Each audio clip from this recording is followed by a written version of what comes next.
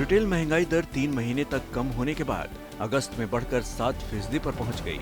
ऐसे में इस महीने के आखिर में होने वाली आरबीआई की मॉनेटरी पॉलिसी की बैठक में फिर से ब्याज दरों को बढ़ाने के फैसले पर मुहर लगने का अनुमान है।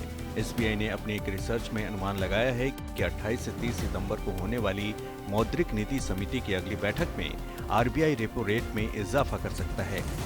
अगस्त में रिटेल महंगाई दर में बढ़ोतरी के बाद आरबीआई ने रेपो रेट में 35 से 50 बेसिस पॉइंट्स की बढ़ोतरी का अनुमान लगाया है।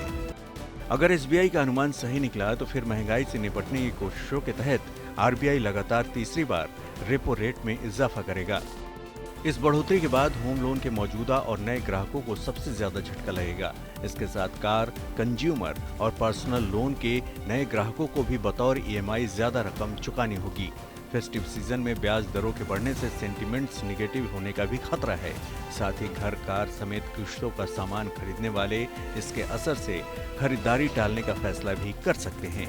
अगर ऐसा हुआ तो फिर ये इकोनॉमी के लिए तगड़ा झटका होगा। आरबीआई इन्फ्लेशन और महंगाई को कंट्रोल करने का लगातार प्रयास कर रही है, जिसका रिजल्ट भी दिख रहा है। मगर अभी फेस्टिवल सीजन को देखते हुए आरबीआई को रेपो रेट कम रखने चाहिए, सो दैट रियल एस्टेट को एक और बूस्ट मिल सके।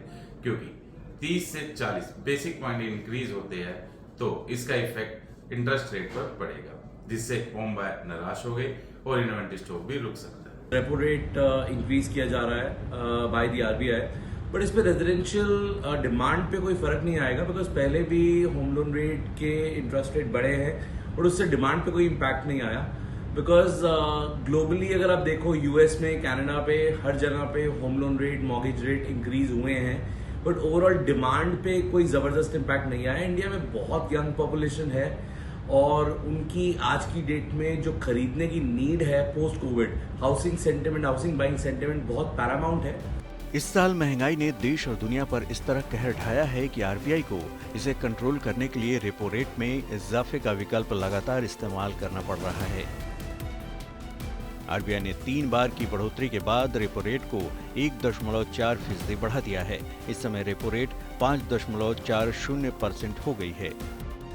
हालांकि एसबीआई का अनुमान है कि अब रेपो रेट में बढ़ोतरी का ये सिलसिला थमने भी जा रहा है। इसकी वजह है कि अक्टूबर-मार्च में महंगाई दर में नरमी आएगी, जिससे आरबीआई को बार-बार रेपो रेट बढ़ाने की जरूरत नहीं पड़ेगी। अगस्त में महंगाई के बढ़ने की वजह बारिश रही है।